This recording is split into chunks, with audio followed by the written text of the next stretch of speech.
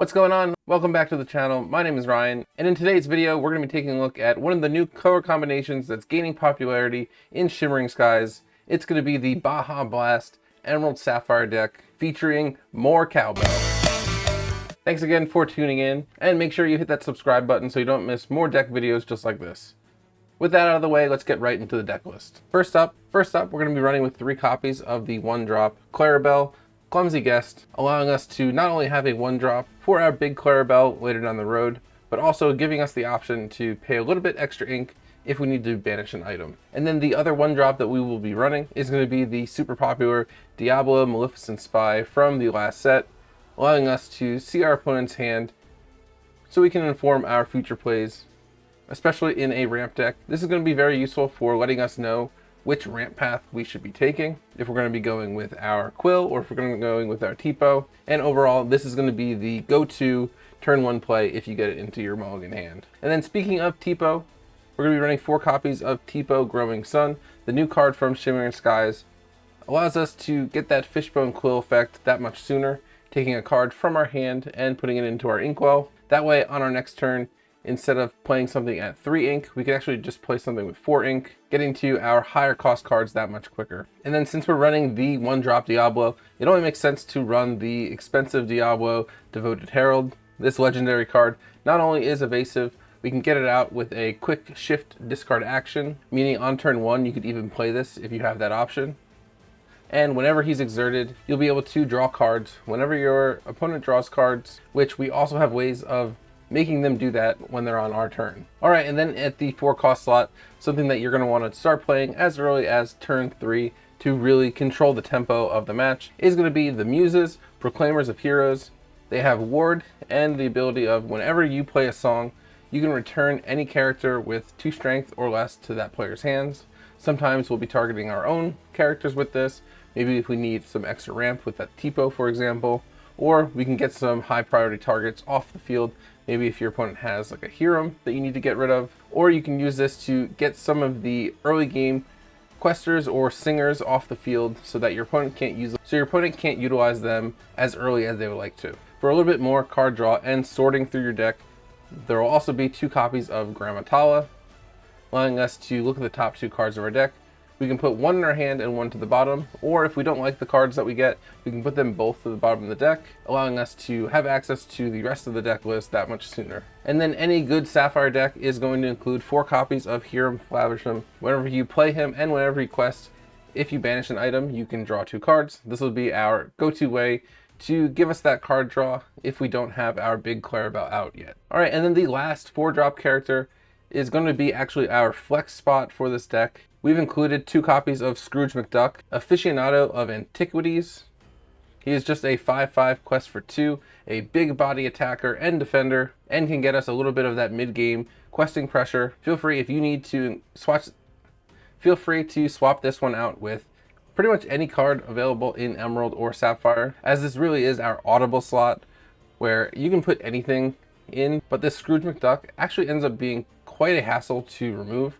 And playing him on turn 3, we can get that early game pressure, being able to take out most things that opponents are playing while also questing for 2. Alright, and then next up, we are also going to be running 2 copies of Cricky Lucky Cricket.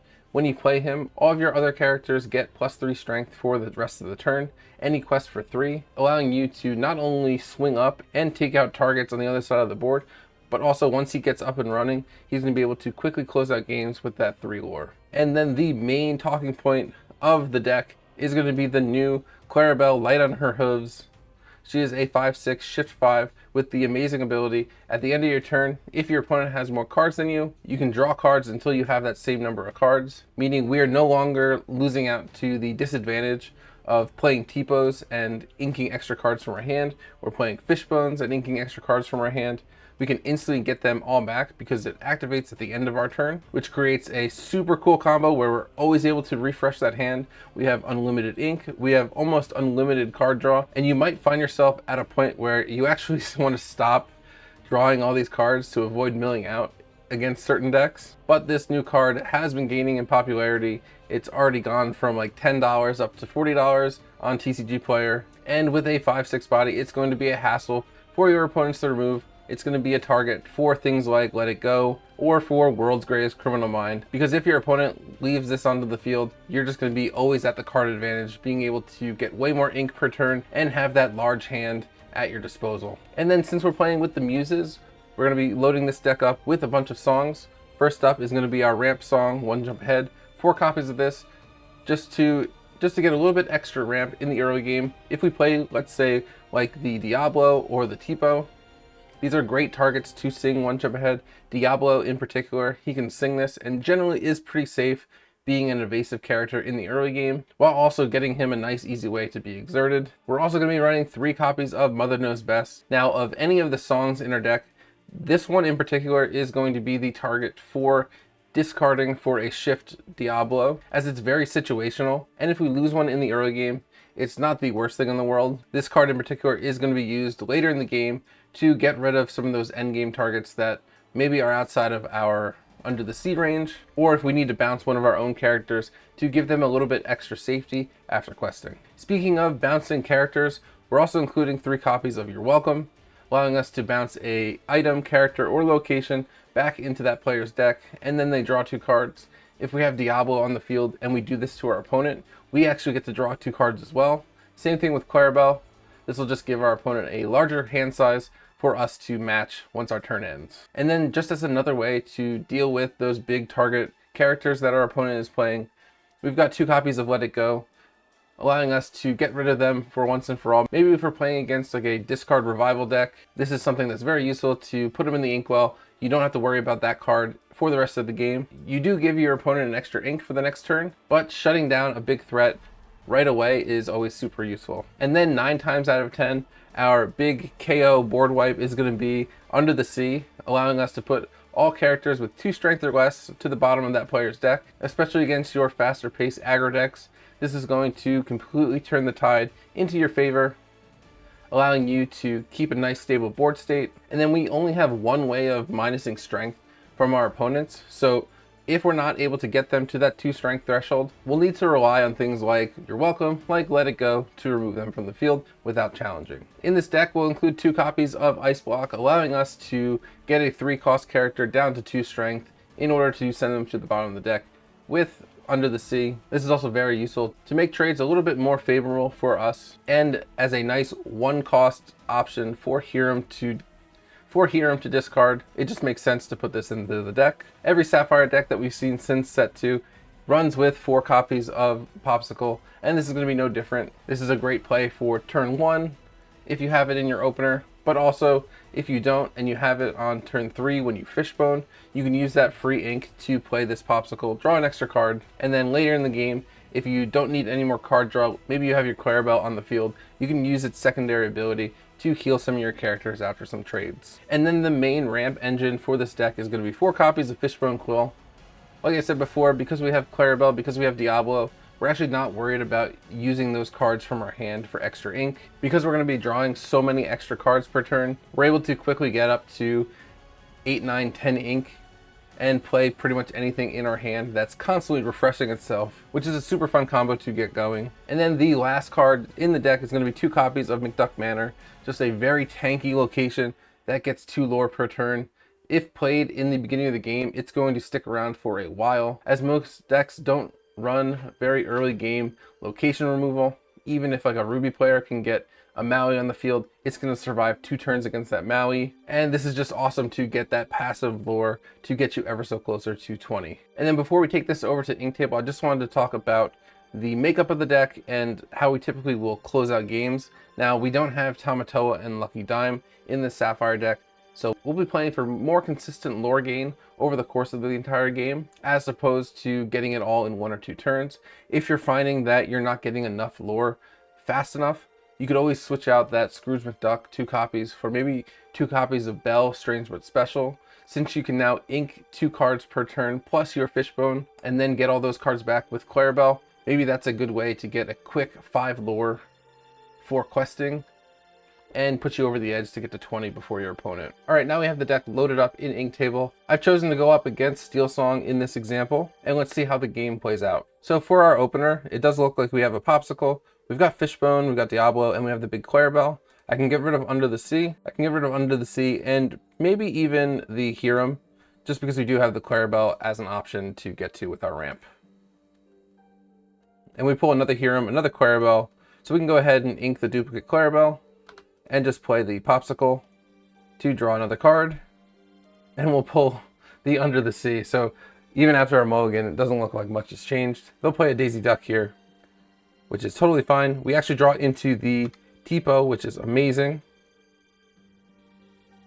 I will play the Hiram, or ink the Hiram, and then we can go ahead and play Tipo. Let's put Diablo into our inkwell, and we will pass.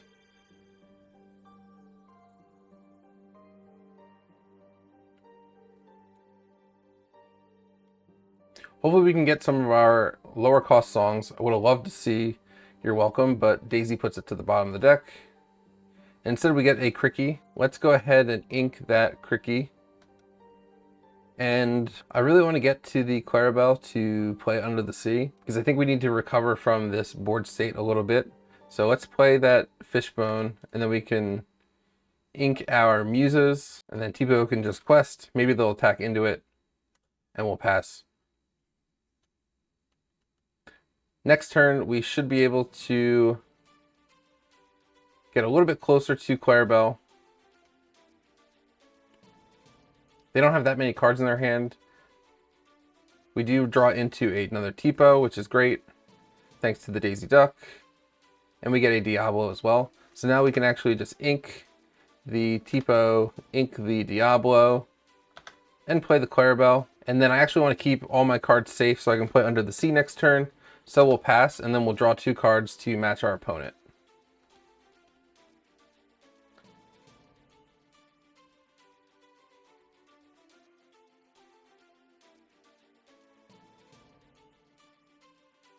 They play a Naveen, but they don't have any songs to play with that Naveen. We get a Cricky, thanks to Daisy. And they're already up to 12 lore, which is pretty scary. But we are going to be able to sing Under the Sea now with our characters. Get rid of the Daisy, get rid of the Cinderellas. Put Daisy at the bottom. And then I think I want to play the Hiram, get rid of the Popsicle. We can ink a Tawa. And then I'll play just a McDuck Manor just to get some passive lore on the board. I don't need to hyper ramp anymore, so we'll just pass it here.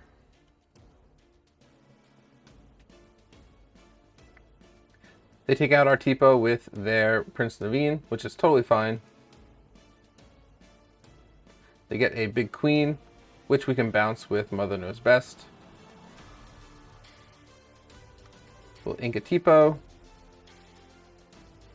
I'll sing Mother Knows Best with Hiram, and then we can play Cricky here, as well as the Muses, and then we can just send Clarabelle into Prince Naveen, and we'll pass it here. We'll draw 3 cards off of this, and now we have access to our Bell for that quick ramp, or for that quick lore every turn. We actually get Whole New Worlded though, so we don't get to use Bell, unfortunately. We have a You're Welcome to get rid of the Daisy. Mr. Smee's gonna go away due to his passive damage. Okay, so we can sing You're Welcome to get rid of that Naveen.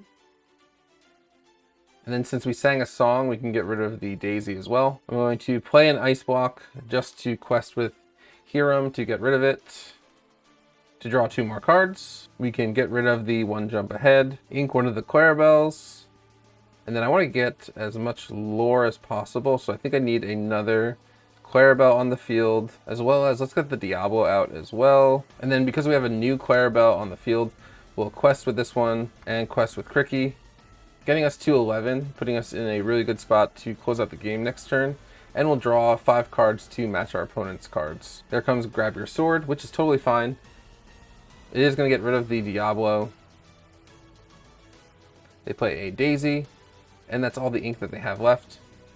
Which means we can go ahead and quest our Cricky and quest the 2 Clarabelles to win the game. And we've gotten through most of the deck.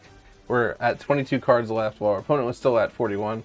Just getting those Clarabelles out allows you to have so much card draw. You can access all the tools in your toolbox. We even had an option to get a bell down if we didn't get Whole New Worlded. And as you saw, the opponent, once we played that Under the Sea, really stalled out. We were able to just start bouncing cards back to our opponent's hand, and it really helped us overtake them and win the game. So that does it for our Baja Blast More Cowbell deck. Let me know what you think in the comments. Would you ever run a Sapphire deck without Tamatoa Lucky Dime?